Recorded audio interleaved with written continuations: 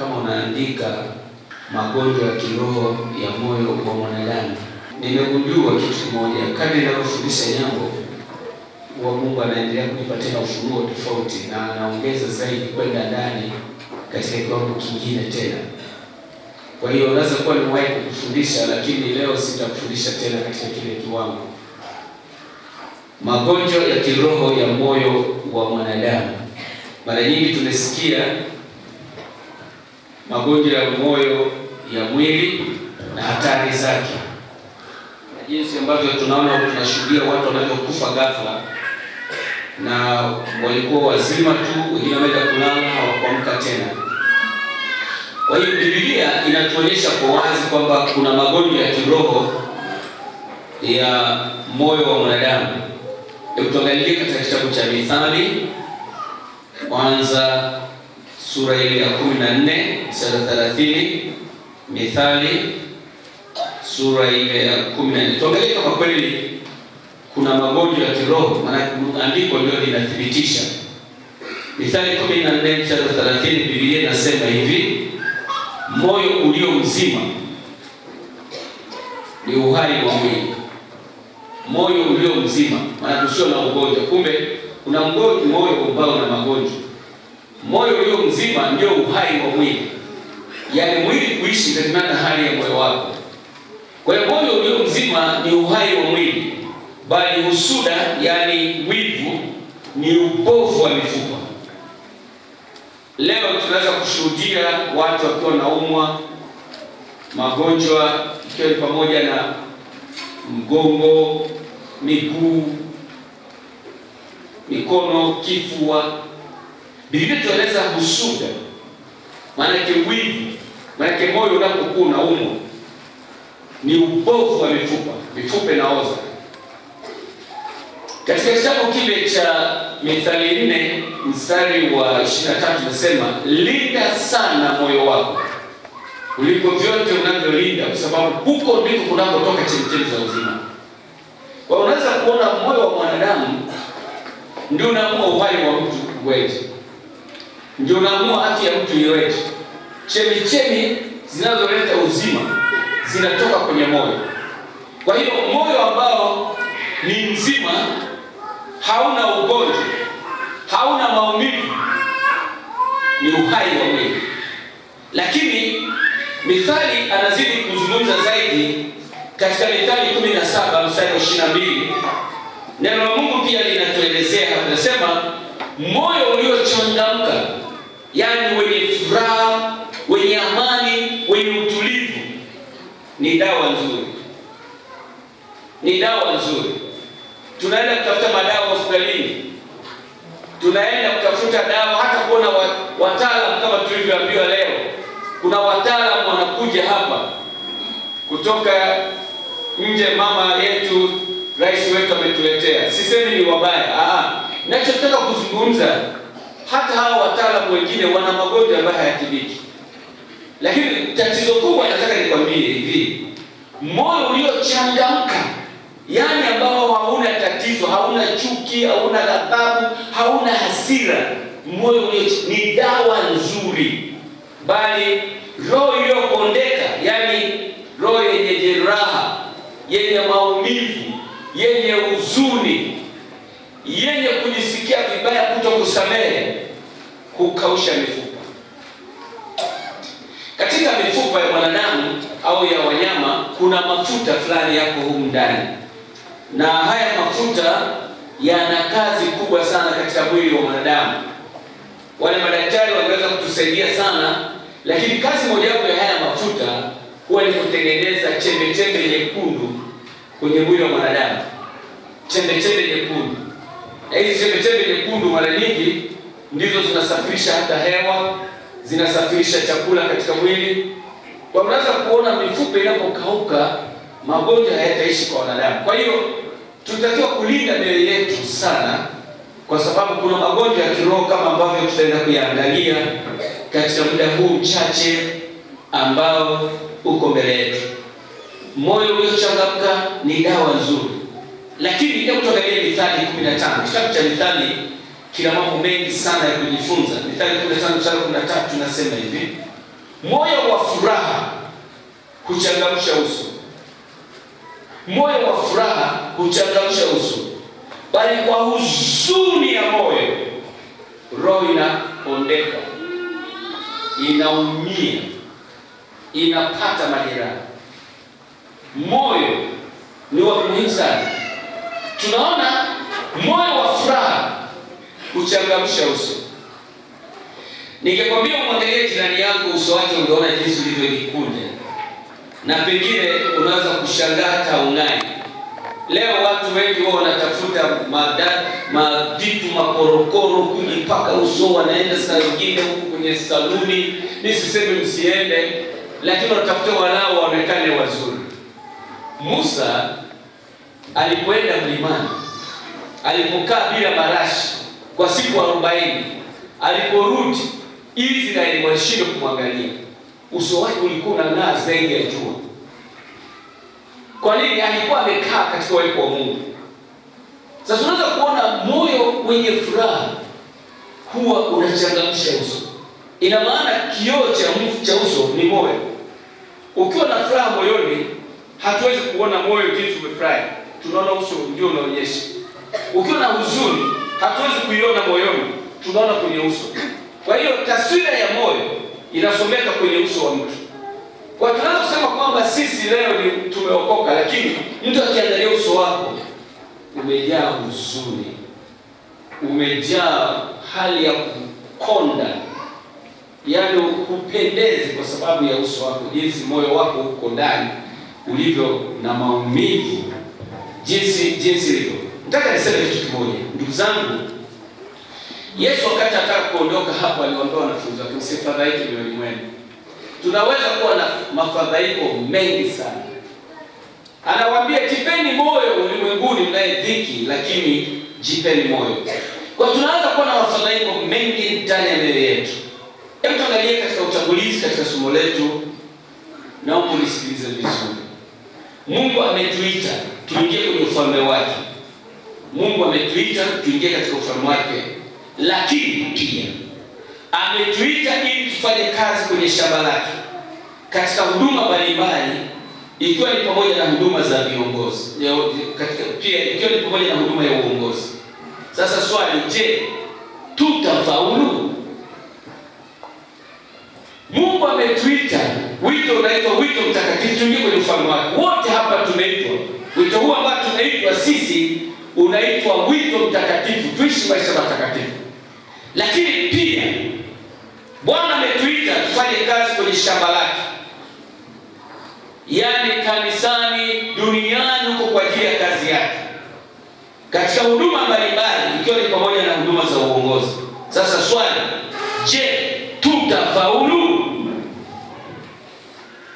Kwa sehemu, kufaulu kwako kuna kutegemea wewe mwenyewe. Kwa sehemu, kufaulu kwako kuna kutegemea wewe mwenyewe.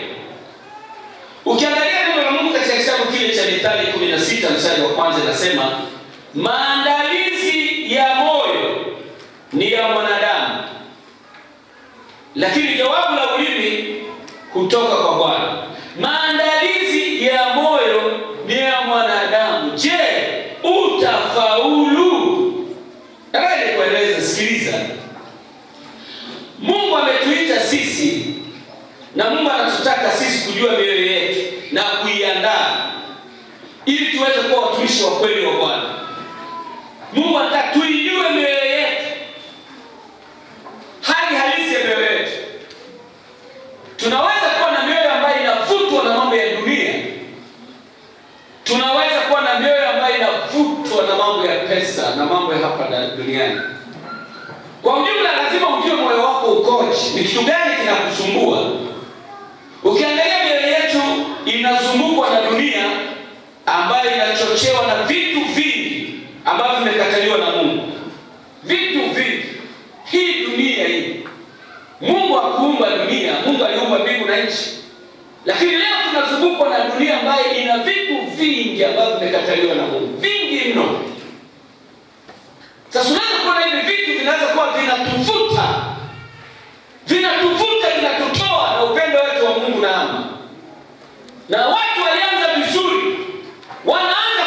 tumeshindwa kabisa. Je, tutafaulu? Maandalizi ya moyo wa mwanadamu, lazima tujue sisi mioyo yetu na kuiandaa. Maana kwa lugha nyingine, lazima tumruhusu Mungu aguse mioyo yetu na tuwe wawazi mbele za Mungu. Sasa Mungu anajua yote, anakufahamu tunavyowaza, anajua hata maisha yako ya kesho yatakuwaje. Mwambie Bwana, nina matatizo, nashindwa kusoma neno la Mungu, lakini napenda kuangalia mambo ya dunia, napenda kuangalia mambo machafu. Haya mambo machafu yanapoingia ndani ya mioyo yetu, yanaondoa ule upendo wa Mungu ndani yetu.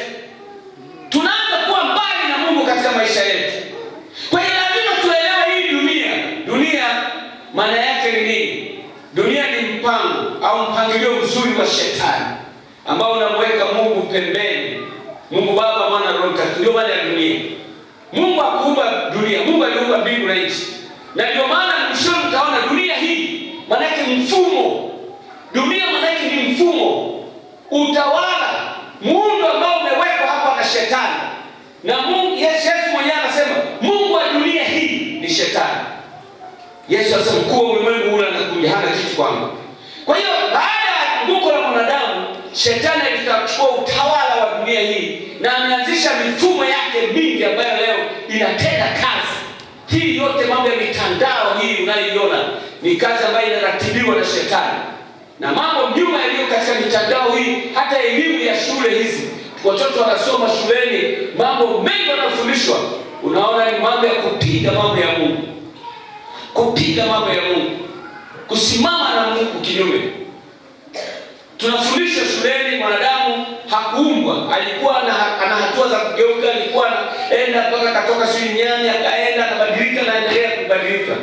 Na hata mshoni huko unasema huenda watoto watakapokuwa wanazaliwa huko mbeleni huko watu, sababu watu sasa hivi wako ni ulimwengu wa kufikiri sana, huenda wakawa wanazaliwa watu wenye vichwa vikubwa sana kuliko miguu yao, hata kusimama itakuwa kazi.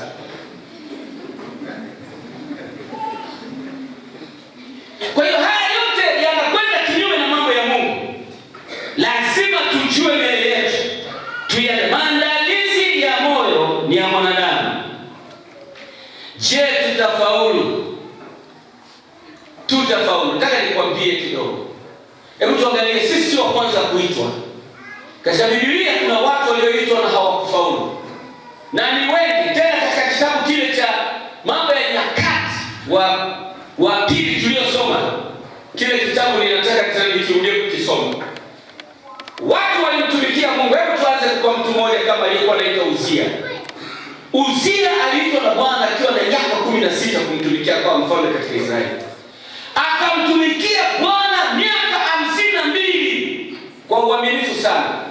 Biblia inasema muda wote Uzia alipomtafuta Bwana, Mungu alionekana kwake.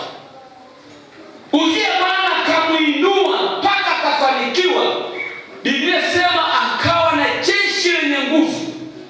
Biblia inasema Mungu akamfanikisha, maana alimtafuta uso wake. Lakini alipofanikiwa moyo wake ukatukuka, akaingiwa na kiburi, akaona sasa anaweza kufanya jambo lolote, na akaanza sasa kwenda hata anafanya kazi ya kufukiza uvumba kwenye madhabahu, kazi ambayo ni ya makuhani. Biblia inasema makuhani wakamtokea wakamwambia Uzia, unachokifanya si halali, si haki yako kufanya kazi ya ukuhani. Kazi hii Mungu alichagua wana wa Lawi. Biblia inasema Uzia akawaonea hasira makuhani wale waliomuonya, na alipoona hasira akapigwa na ukoma, akafa akiwa mwenye ukoma maisha yake yote. Ufalme ukapotea. Je, utafaulu? Miaka 52 anamtumikia Mungu tangu akiwa na miaka 16. Wakati sasa ameanza kuwa katika kilele cha utumishi, ndipo anaishi akiwa mwenye ukoma.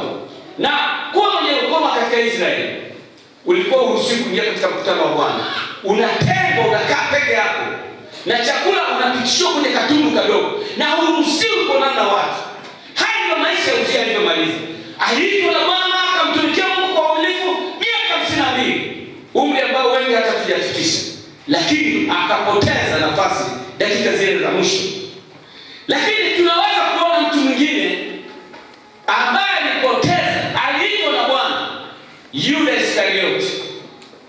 Aliitwa na Bwana kuwa mtume. Na tunaona katika kitabu cha Matendo ya Mitume akapoteza utume yule. Matendo ya Mitume sura ya 1. Angalia jinsi ilivyo hatari. Je, utafaulu? Maandalizi ambayo ni mwanadamu. Wewe umefanya nini? Angalia hapa sura ile ya 1:15. Siku zile akasimama Petro kati ya ndugu, juma yao majina alipata 120, akasema, ndugu zangu, ilipasa andiko litimizwe alilolinena Roho Mtakatifu zamani kwa kinywa cha Daudi katika habari za Yuda aliyeongoza hao waliomkamata Yesu, sababu alikuwa amehesabiwa pamoja nasi, akapata sehemu ya huduma hii. Basi mtu huyu alinunua konde la udhalimu, alinunua konde kwa njia ya udhalimu, akaanguka kwa kasi, akapasuka, matumbo yake yakatoka. Ikajulikana watu wote wakao Yerusalemu. Na hata konde lile likaitwa konde ya kidama, maana yake konde la damu. Basi mstari 21, katika watu waliofuatana nasi wakati wote Bwana Yesu alipokuwa akija kutoka kwetu, kuanzia ubatizo wa Yohana Mbatizaji hata siku alipochukuliwa kwenda juu mbinguni, mmoja wetu anapaswa awe shahidi wa kufufuka kwake. Basi wakaweka Yusufu aitwaye Barsaba, na jina la pili Yusufu, na kisha wakaomba. Sasa unaweza kuona Yuda akakosa huduma hii. Yesu alimuita Yuda, alimchagua, aliomba usiku kucha kupata mitume 12. Na tunaona Yuda akachaguliwa kuwa mtume, lakini Yuda akakosa nafasi hii ya utume, akapasuka matumbo yake, akaenda mahali pake mwenyewe. Kwa hiyo je, tutafaulu? Yuda alikuwa anamuona Yesu kama mnavyoniona mimi. Alikuwa anaweza kumgusa Yesu moja kwa moja. Yuda aliona Yesu anatembea hata juu ya bahari. Aliona Yesu anaweza kulisha watu hata na samaki wawili, watu zaidi ya 15. Maana anasema watu 5 ni wanaume tu walikuwa wanahesabiwa watu wazima. Na siku zote tunajua wanawake wengi kuliko wanaume. Na watoto walikuwa. Kwa hiyo maana tukahesabu ile kulikuwa na zaidi ya watu 15. Lakini Yesu anawalisha tuna samaki wawili na mikate hata 5. Wanakula. Yuda alikuwa anaona haya. Yesu anafufua wafu. Yuda alikuwa anaona hata kufufua Lazaro. Lakini moyo wa Yuda haukuwa mkamilifu. Alimuuza Yesu kwa vipande. Nilisema alikuwa anapenda pesa. Wewe unapenda nini zaidi? Yuda alipenda pesa. Hebu tuangalie katika kitabu kile cha Yohana Mtakatifu sura ile ya 12. Kisa aliyompenda pesa. Nilisema basi siku 6 kabla ya Pasaka, Yesu alifika Bethania, palipokuwa na Lazaro na yeye ambaye Yesu alimtoa katika wafu. Basi akawaandalia karamu, naye Martha akatumika. Lazaro alikuwa mmojawapo wale walioketi chakulani pamoja naye. Basi Mariamu akatoa rundo safi akatoa ratili ya marhamu nzuri safi yenye thamani kubwa, akampaka Yesu mguu, akamfuta kwa nywele zake, naye nyumba ikajaa harufu ya marhamu. Basi Yuda Iskariote, mmoja wa wanafunzi wake, ambaye ndiye mwenye kumsaliti, akasema, mbona marhamu hii alikuuzwa kwa dinari 300 wakapewa maskini? Naye alisema hayo si kwa sababu aliwaombea maskini, bali kwa sababu alikuwa ni mwizi, yaani ni mwizi, na yeye ndiye alishika mfuko akachukua vilivyotiwa humo ndani. Sasa unaweza kuona Yuda Iskariote alikuwa mwizi, anaiba pesa zilizokuwa ndani ya mfuko wa Yesu. Kwa hiyo hata alipoona yule mama ametoa mafuta ya thamani, akasema ni uharibifu, tungeuza haya mafuta tuwasaidia maskini wengi. Yesu hakusema hivi kwa sababu kwa anahudumia maskini, bali alitaka zile hela zingejaa mle achukue bila Yesu kujua. Na tunaona kwa sababu ya tabia ya kupenda pesa ndani ya moyo wake, pamoja na maonyo mengi ambayo alipewa na Bwana Yesu, Yuda hakusikia kutubu, na matokeo yake akamuuza Yesu kwa vipande 30 vya pesa ambazo hata hakuweza kuishi azitumie. Badala yake akapasuka matumbo yake, akaenda mahali pake mwenyewe. Aliitwa awe mtume, lakini hakuweza kuwa mtume. Sio kwamba sisi ndio tumeitwa kwanza. Wako watu walioitwa wengi na wengine wengi hawakufaulu. Je, wewe na mimi tutafaulu? Hii inategemea na hali ya moyo wako. Lazima tujifunze kuwa wakweli mbele za Mungu. Lakini kuonyesha mtu mwingine pia aliyeitwa na Bwana lakini kidogo Bwana muue. Tena Bwana yeye alimtia moyo hata akampa miujiza mitatu. Alafu akatokea usiku akaamua kumuua tena. Unajua Mungu anaweza kukutumia, lakini nataka nikueleze. Hata mimi kutumiwa na Mungu sio sababu kwamba sasa naenda mbinguni. Lazima niangalie hali ya moyo wangu. Lazima nishughulike na moyo wangu. Sio mimi wa kwanza kuitwa, sio wa kwanza wewe kuitwa. Leo kuna watumishi wengi wameitwa lakini wako na hali mbaya. Hali mbaya. Wakristo wengi walioitwa lakini wana hali mbaya ya kiroho.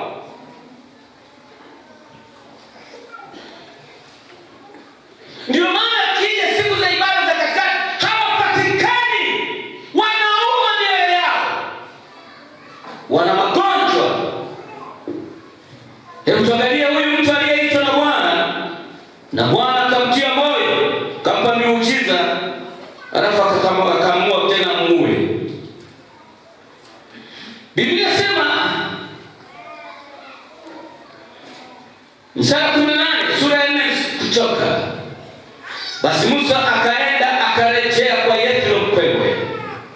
Akamwambia, nipe ruhusa niende na kusihi nirudie ndugu zangu walioko Misri, nipate kuona kwamba wao hali gani hata sasa. Wito unamsumbua na kumtesa Musa. Nipe ruhusa baba mkwe niondoke niangalie ndugu zangu. Biblia inasema wana hali gani? Yesu akamwambia Musa, haya, enenda kwa amani. Bwana akamwambia Musa, huko Midiani, haya enenda urudi Misri. Nitarudia. Bwana akamwambia Musa, huko Midiani, haya enenda urudi Misri, kwa kuwa wale wote waliokutafuta uhai wako wamekwisha kufa. Basi Musa akachukua mkewe na wanawe na akawapandisha juu ya punda, naye akarudi katika nchi ya Misri. Na Musa akaichukua ile fimbo ya Mungu mikononi mwake. Bwana akamwambia Musa, hapo utakaporudi Misri, angalia ukaifanye mbele ya Farao zile ajabu zote nilizokutia mikononi mwako. Lakini mtafanya moyo wa Farao wake kuwa mgumu, hata ruhusa watu waende zao. Naye mwambie Farao, Bwana asema hivi, Israeli mwanangu, mzaliwa wangu wa kwanza, nami ninakwambia mpe mwanangu ruhusa aende ili apate kunitumikia. Na umekataa kumpa ruhusa. Enenda, angalia basi mimi nitamua mwanao mzaliwa wa kwanza wako. Ilikuwa hapa alipokuwa njiani mahala pa kulala, yani kwenye nyumba ya kulala wageni, Bwana akakutana na Musa naye akataka kumuua. Ndipo Sipora akashika jiwe na kukata govi la sunda la mwanawe na kuibwaga miguuni pake. Akasema, hakika wewe Bwana harusi kwa damu yangu. Basi akamwacha. Ndipo huyo Musa akanena, ndipo huyo mkewe akasema, Bwana harusi wa damu kwa ajili ya kutahiri. Sasa nataka kuambia, Musa alipewa miujiza, akatiwa na Mungu miujiza mitatu. Alafu Bwana akamtuma, nenda nitakuwa pamoja na wewe.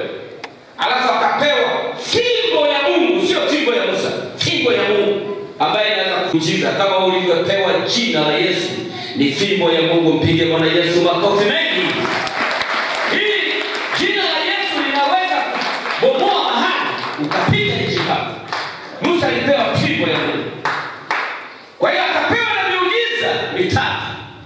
Mungu akamwambia, najua Farao ana moyo mgumu, maana nitamfanya kwa moyo mgumu.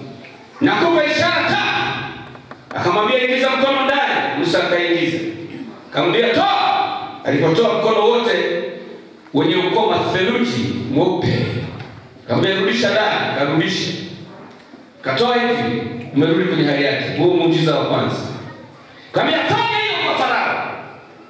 Akikataa kuamini, chukua fimbo yangu itupe chini, itakuwa nyoka.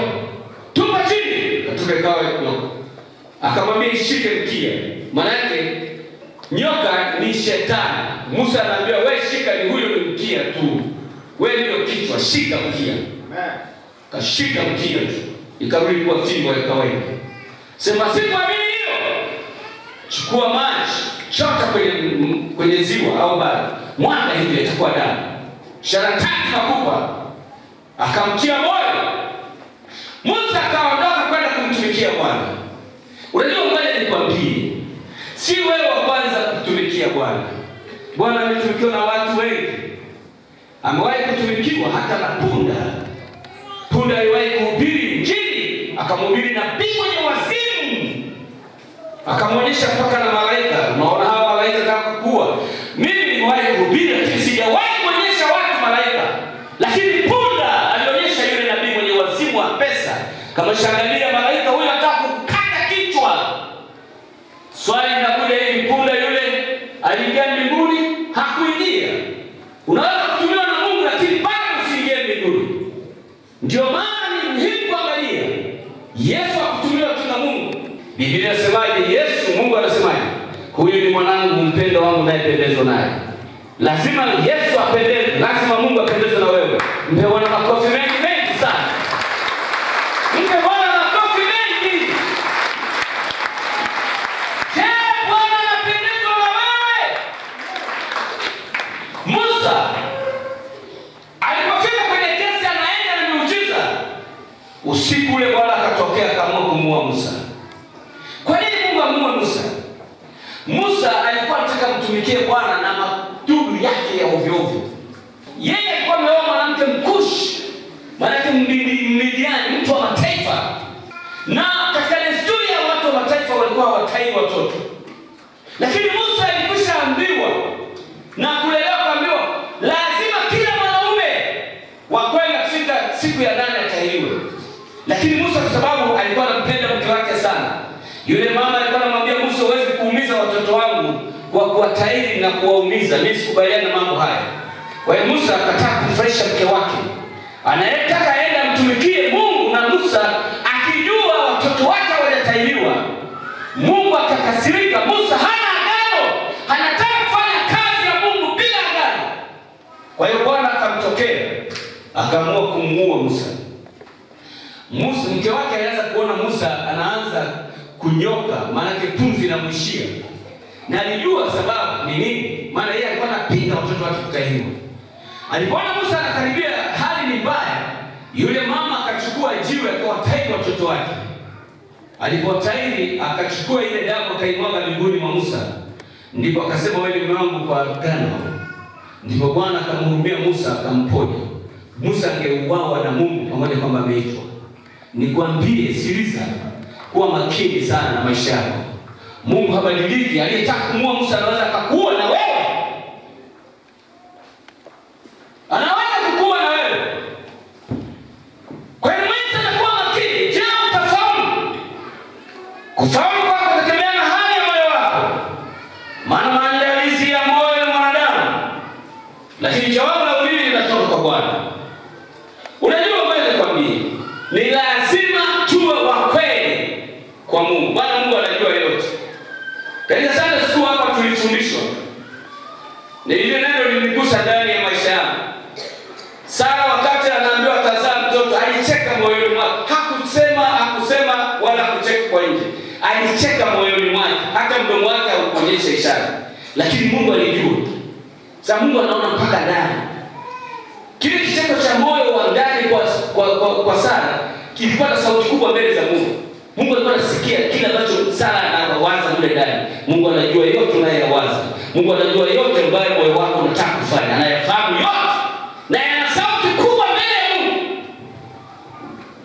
Jitahidi kuwa mwazi mbele za Bwana. Mwambie Mungu, kwa kweli nimeokoka lakini napenda wanaume. Kukaa na mume mmoja siwezi. Hata kukaa bila mwanaume sisikii kama niko salama. Mwambie Bwana, anajua, si anafahamu. Mwambie, mimi nina mke lakini. Mwambie Bwana, nina mke lakini sitosheki. Nataka na wengine. Mimi ni binti, nataka na wengine. Kuvumilia mpaka uje uniambie niolewe, naona unachelewa. Tumwambie nasumbuliwa na zinaa. Mwambie Bwana najua.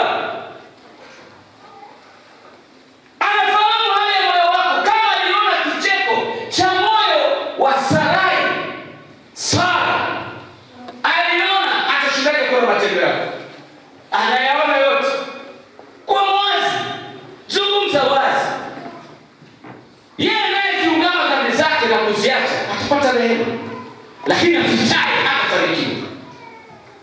Hiyo ni mithali inazungumza, nafikiri kwenye 28:13 kitu kama hicho, si kama nitakosea. Sasa maandalizi ya moyo ni mwanadamu, lakini jambo la ulimi kutoka kwa Bwana. Sasa sikiliza maneno haya. Mungu kwa upande wake amejitoa na kutupatia kila kitu ambacho tunakihitaji ili tuweze kukua katika imani. Mungu kwa upande wake amejitoa mwenyewe. Maana Biblia inasema Yohana 3:16, kwa jinsi hii Mungu aliupenda ulimwengu akamtoa mwanawe pekee. Kwa hiyo Mungu amejitoa kwa upande wake. Amemtoa Yesu Kristo kuwa sadaka kwa ajili yako. Akusamehe dhambi zako, achukue dhambi zako, uwe huru mbali na dhambi.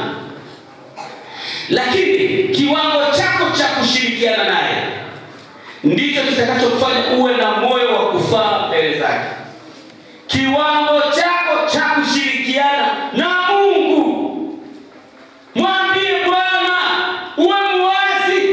Hebu tuone mtu mmoja aliyekuwa na uwazi mbele za Mungu, alivyoshirikisha Mungu katika mambo yake. Tuangalie katika Zaburi ya 38, ule mstari ule wa ngapi? Wa kwanza mpaka wa 10. Wao unashirikiana na Mungu kiasi gani? Biblia inasema, Bwana usinilaumu katika ghadhabu yako. Huyu ni Daudi. Wala usiniadhibu kwa ukali wa hasira yako, kwa maana mishale yako imenichoma na mkono wako umenipata. Daudi alijua anayempiga ni Mungu, sio shetani. Unajua kazi nyingine kwa tunasema Mungu ndio shetani. Bwana hausiki. Wewe unafanya mambo maovu, utatandikwa na Mungu. Daudi alijua mishale hii ambayo inashamana naye ikosei, hii imetoka kwa Mungu. Ilinipata. Bwana unikumbuke, usiniadhibu kwa hasira yako. Ni wewe ndio unanitandika. Anasema hivi, hamna uzima mwilini mwangu kwa sababu ya ghadhabu yako, wala hamna amani mifupani mwangu kwa sababu ya hatia zangu. Maana dhambi zangu zimenifurika kichwa kama mzigo mzito, zimenilemea mno. Jeraha zangu zinanuka, nimeoza kwa sababu ya upumbavu wangu. Nimepindika na kuinama sana, mchana kutwa naenda nikihuzunika. Maana viungo vyangu vimejaa homa, wala hamna uzima mwilini mwangu. Nimedhoofika na kuchubuka sana, nimeugua kwa fadhaa moyo wangu. Bwana, haja zangu zote ziko mbele yako, kuungua kwangu hakusitirika. Moyo wangu unapita, nguvu zangu zimeniacha, nuru ya macho yangu naondoka. Daudi alijua, alitubu. Hili baada ya kuwa amefanya dhambi ya zinaa na mke wa Uria. Alijua magonjwa yaliyo nayo, homa yaliyo nayo, jinsi moyo wake unavyo kupita. Nilipotafuta maana ya neno kupita, ni moyo kudunda kwa nguvu, ni kama ile mgonjwa wa moyo. Moyo wa Daudi ulikuwa kama unataka kutoka, anaisikia anataka kufa. Anasema haya yote ni hatia zangu na dhambi zangu. Hakujaribu kuficha, alishirikiana na Mungu. Kufanikiwa kwako kunategemea na ushirika utakao mpa Mungu. Ndio maana katika Zaburi ya 139 mstari 23 na 24, Daudi anaendelea kusema, maana alijua hali ya moyo wake. Alijua moyo wake jinsi unavyodanganya kuliko vitu vyote vinavyodanganya duniani. Katika Zaburi ya 139 Daudi anasema maneno haya, mstari 23 na 24. Mungu, nichunguze, ujue moyo wangu, unijaribu, uyajue mawazo yangu, uone kama kuna njia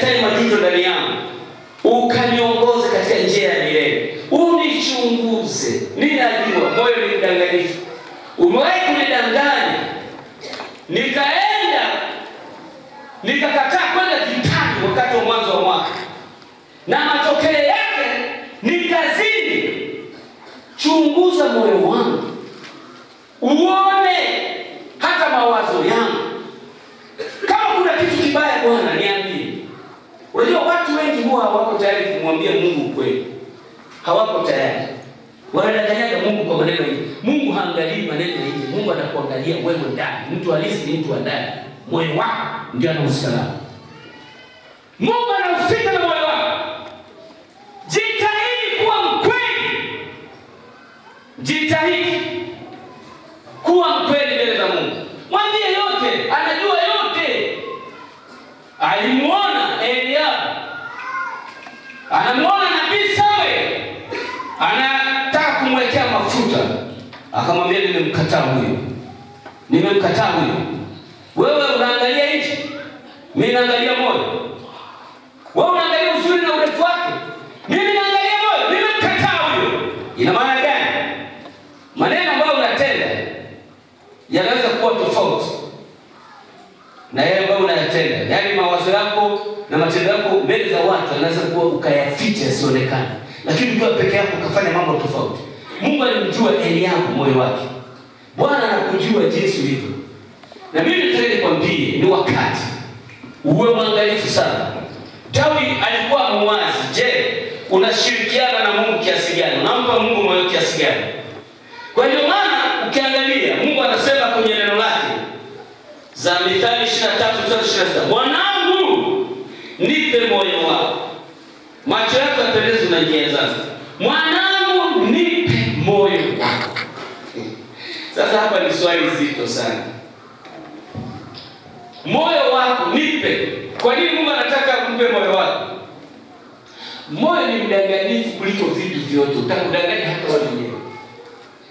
Na ndio maana siku ukiomba ukajisikia umelia machozi yametoka, unasema siku hizi niko na Mungu.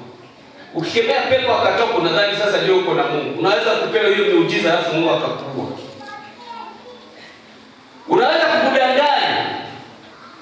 Unaweza kukudanganya hata ukifunga siku 5 ukadhani uko na Mungu. Mungu anaweza kukuwezesha ufunge alafu akuue tena.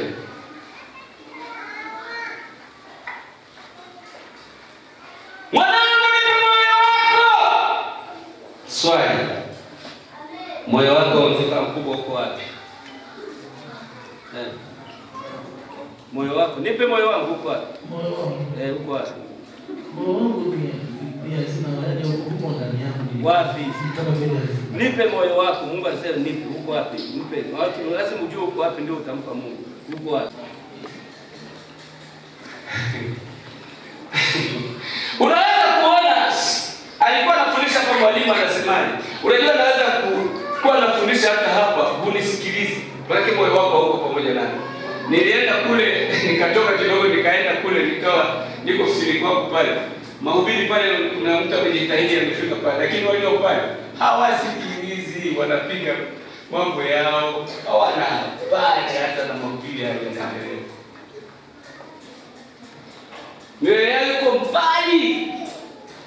Wanaongea vitu vingine. Vitu vingine.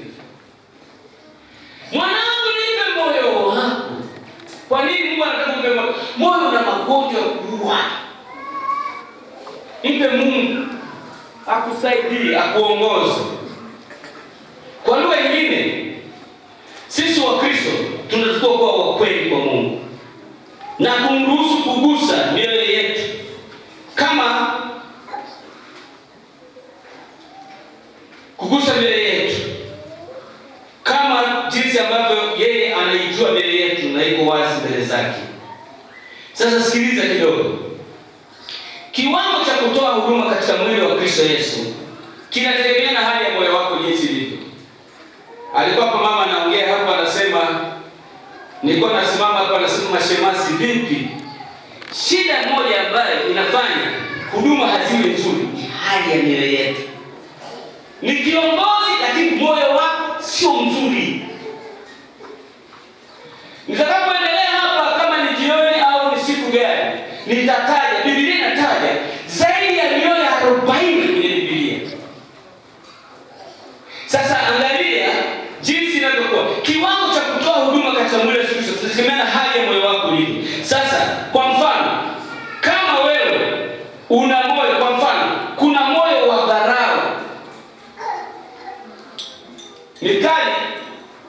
binti Sauli, mke wa Daudi, alipomwona Daudi anacheza mbele za sanduku la agano, Yesu akamdharau moyoni mwake. Sasa kama wewe moyo wako ni wadharau na wewe ni kiongozi, unajua utadharau watu wa Mungu, huwezi kuwahudumia vizuri. Yaani unawapasha hata umwambie kwa hali ya unyenyekevu, dharau. Yaani kwanza hali yako unampa huduma kulingana na hali yake. Wale watu ni hali nzuri utawahudumia vizuri, watu wale hoi hai utawadharau. Kuna watu wana moyo wa dharau, ni viongozi. Dharau watu. Anaweza katema hata mata, kutemea mata. Sababu nani anakuangalia hivi mpaka juu. Wewe fai kabisa. Sasa mtu kama huyu, huduma atakayoitoa ni mbaya. Lakini kuna moyo mbovu. Sasa kama mtu ana moyo mbovu na ni kiongozi, atahudumiaje watu? Na ndio maana unaweza kuangalia watu saa zingine tu viongozi, lakini mtu mimi nitasumbuka na nini? Watu kama wanaenda waende, fanya unalotaka. Kiwango cha wahudumia watu zimani hali ya moyo wako. Leo kuna watu wagonjwa, ndio maana siku hizi unasikia mama anakuuliza, ulitembelea wagonjwa? Maana kuna lazima ujali. Lazima ujali. Ndugu yako anaumwa, amefiwa. Unaenda kwenye msiba haja mioyo. Sasa nikaenda mbali zaidi. Nikasema hivi kwa mfano, ikitokea mtu ambaye ana moyo mbovu, huyu ni mwanamke, alafu ameolewa na mwanaume mwenye moyo wa dharau, alafu wanaishi kwenye ndoa, hii ndoa inakuwaje?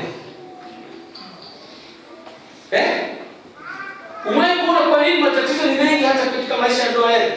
Mwanaume ana moyo mbovu, mwanamke ana moyo wa dharau, wafu wameoana.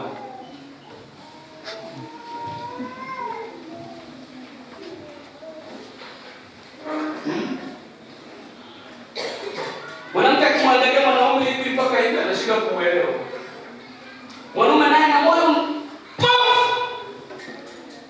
Wewe kuna papai mbovu au wewe mbovu?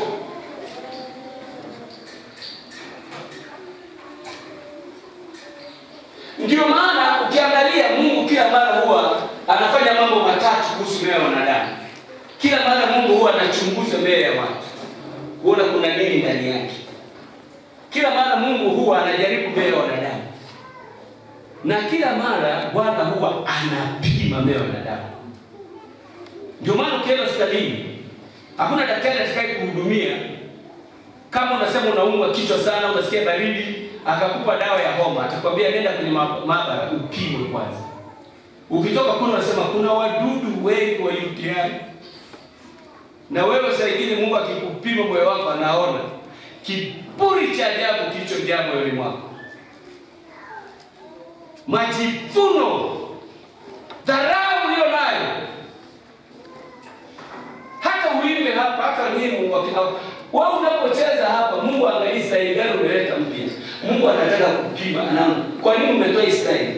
Unataka kujulikana sana, una nini hasa moyoni mwako?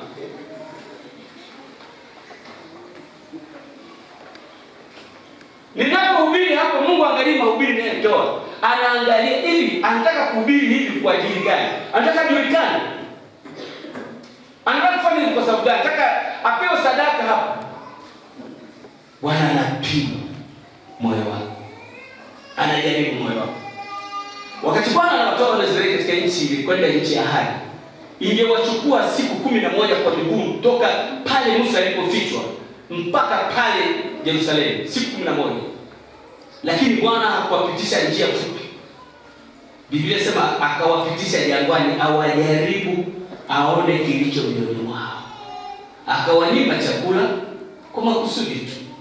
Sikiliza, watu wote huwa ni wazuri wakati wa amani na furaha.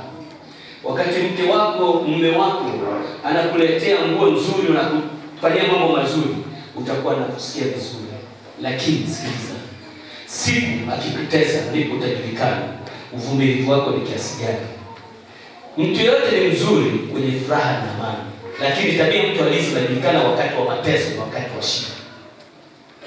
Wana wa Israeli walipotoka wamepewa dhahabu, wale waliwateka wa Misri, watekeni wa Misri, wakapewa mikufu na nini na dhahabu, wakaondoka wakapiga pambio. Mariamu akiwa na mataya anapiga, hata ndipo bila kujifunza wanaitikia tu. Wale siku 2-3 kufika mahala pale, wana bahari ya Shamu, wakaanza kulalamika. Pale ungeona kanisa usema kanisa zuri ndio hili. Walipoona bahari ya Shamu walifanyaje? Wakamwambia Musa, kwani makaburi yalikuwepo kule Misri? Kwa nini umetuleta huku tuwe jangwani? Hawa watu ndio kama hivyo dakika chache pale. Mbona wakumuuliza Musa kwamba Mungu yule aliyetufanyia miujiza kule, kwa nini simuombe atusaidie tutapitaje hapo? Wakavuka bahari ya Shamu. Musa akamwambia, Bwana akamwambia Musa, nyosha fimbo yako. Akanyosha ile bahari, ikagawanyika, wakapita nchi kavu. Miriam akatokea tena pambio, akawa mbia papi, wakaitikia. Wakasemaje katika ile sura 15 Kutoka? Bwana atakuwa wimbo wetu siku zote tukae mtani. Siku ya 3 wakafika Mara pale tulifika kuna mama. Mara pale kuna maji machungu hayanyweki, wakalalamika. Yaani shiriki wapata, ndipo tabia halisi ya mtu wewe inaonekana. Wakati wa furaha kila mtu hapa alikuja hapa sasa, Bwana asifiwe sana. Jamani mnaona, angalia nini Bwana.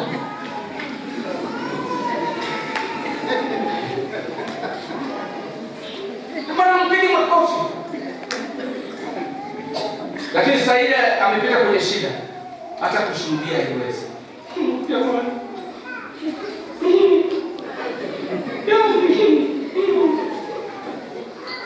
Tabia halisi, huna uvumilivu. Huna uvumilivu. Furahini katika Bwana siku zote. Tena hata wakati wa shida furahini. Sababu furaha ya Bwana ni nguvu zangu. Pigie Bwana Yesu makofi.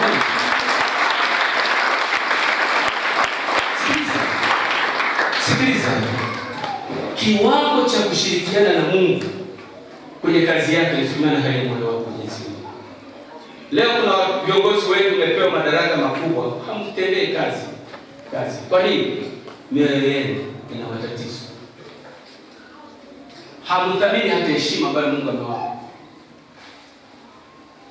Ni heshima. Mtu kama mimi naitwa askofu, lakini nachunga wachungaji zaidi ya 1000. Manake kanda yetu ya Ziwa Mashariki na karibu makanisa 1000. Mungu amekupa heshima katika 1000. Sio kwamba wewe ni mzuri sana. Mungu tukupa heshima. Heshima, lazima uheshimu watu. Lazima ukae vizuri, uwe na hofu ya Mungu katika maisha yako.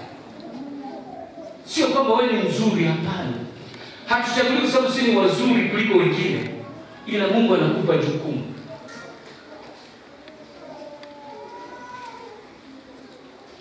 Tuwatumikie watu kwa unyenyekevu. Tuwatumikie watu kwa heshima. Tuwaheshimu watu walioumbwa kwa mfano wa Mungu. Tuwathamini. Tumpige Bwana Yesu makofi. Jioni pia kama Mungu ataniruhusu, nitaongea habari sana za mioyo na jinsi ilivyo mingi. Zamani wakati nimeitwa nikiwa kijana mdogo, nimeanza kazi, nilikuwa nakuja na hubiri asubuhi na jioni. Nikirudi nyumbani naenda nakaa kwenye kiti hivi na lala hapo mpaka mama aje aniamshe. Jeure chakula. Kwa nini? Nilikuwa sijui nafanya kitu gani. Napambana na kitu ambacho sikijui. Kumbe kule kuhubiri kwangu saa moja, nguvu zilikuwa zinanitoka. Sasa Yesu anasema kuna nguvu zimenitoka. Kwa nini? Kuna mtu amenigusa. Nguvu zilikuwa zinanitoka. Unapohubiri katika roho kwa saa moja, ni sasa na mtu anayelima kwa jembe la mkono masaa 8 bila kupumzika. Kumbe katika Biblia kuna mioyo migumu sana kama ya Farao. Unaenda kuilima hiyo. Una masaa, yani saa moja ukitoka pale unaenda hoi. Kuna mioyo mibovu unajaribu kushughulika nayo. Nguvu zinaweza kutoka. Kuna nguvu zimenitoka. Kumbe napambana na vitu ambavyo nilikuwa sivijui. Sasa siku hizi nimevielewa. Kuna mioyo migumu. Kuna mioyo mibaya kama Daudi aliyokuwa nao. Eliabu anamwambia tabia yake kwamba nakujua ubaya wa moyo wako. Wale kondoo wadogo, wale kondoo wachache umeachia naye. Hapo mkuja kutafuta kuangalia vita. Si unajaribu kujionyesha kwamba wewe unajua vita. Na kujua ubaya wa moyo wako. Kuna watu wana mioyo mibaya. Kuna watu wana mioyo migumu. Alafu mtu mmoja ana moyo mgumu, mwingine ana moyo mbaya, wameoana. Vita vinawaka kila siku nyumbani, ni moshi tu unatoka. Msipotengeneza mioyo yenu, nikwambie mtaishi na ndoa zenu kwa mashida sababu haiendelee. Simama mahali ulipo. Simama mahali ulipo. Mwambie Bwana nisaidie. Niumbie moyo safi. Niumbie moyo safi. Na kusikia heri wenye moyo safi. Maana usio na shida.